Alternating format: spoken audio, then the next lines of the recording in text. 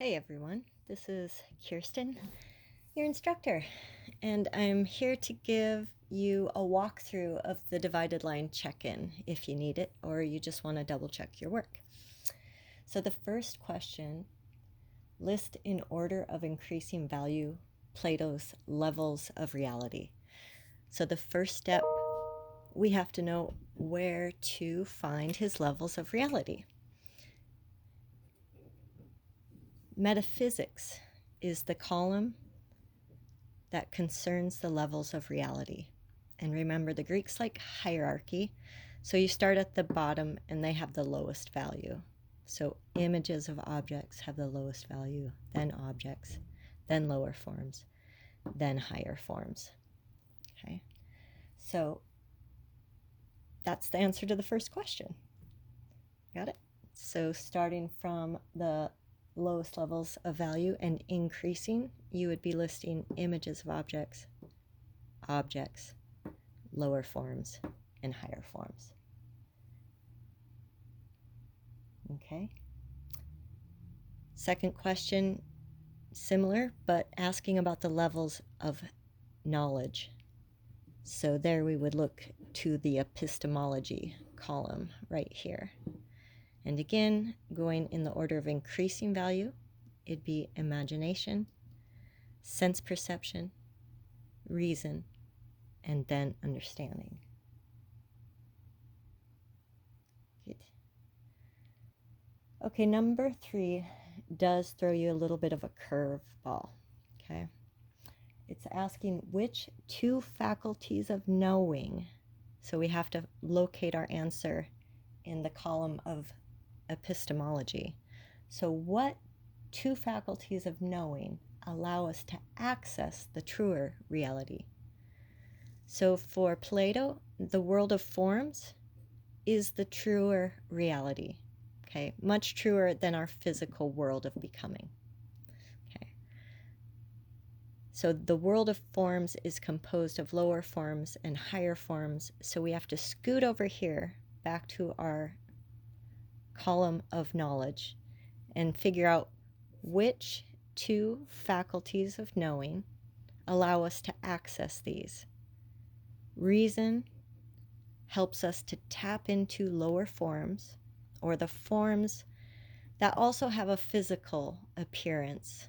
Okay, so any physical thing, if you just think the idea of that, then you're talking about the lower form. So the idea of a pillow, the idea of a taco, the idea of your dream car, okay, those are lower forms. As long as your dream car actually exists. Okay. Tapping into the higher forms takes understanding, and understanding allows us to tap into ideas that have no physical manifestation or appearance. Okay. So for example, courage, even though we joke about you can get liquid courage, actually, if you've tested that, you realize you can't really. Courage has no physical form. Wisdom has no physical form. Okay, even the number 2, all numbers have no physical form. Okay, so according to the epistemological theory of Plato, you use understanding to tap into those pure abstract ideas. Okay. So question 4 asks that you explain the key differences in the natures of the truer reality and the lower reality. So there you would just be talking about the world of forms versus the world of becoming. Okay. The world of becoming is this world, the one that we're all familiar with, this world of things, movement, change, bodies that grow up and grow old and die. Okay, that's the world of becoming. So right then I let you know, according to Plato, because it's always changing, so that would be one quality you could put, it's unstable. And for Plato, because it's unstable, it's untrustworthy. Whereas for him, the world of forms This is an unchanging, complete, whole, perfect, ideal world. So for Plato, this is the truer reality.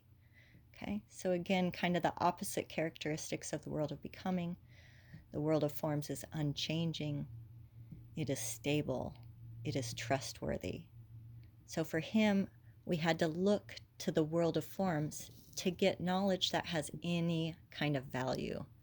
Okay, so understanding and reason create true knowledge. Okay, whereas using your five senses or just going through the experience of life, okay, according to Plato, that creates mere opinions, not true knowledge. So for number 5, which aspects of the divided line does the cave represent in the allegory of the cave? So basically everything underneath this line is happening in the cave. So you could put all 4 of these, the 2 lower metaphysical levels and the 2 lower epistemological levels. You could also just write the world of becoming, or you could really, be thorough and write all of this with an explanation of why it is that that represents the cave. Okay, I hope this answer helps, and I'm always available if you need to reach out for a little extra assistance. All right, take care.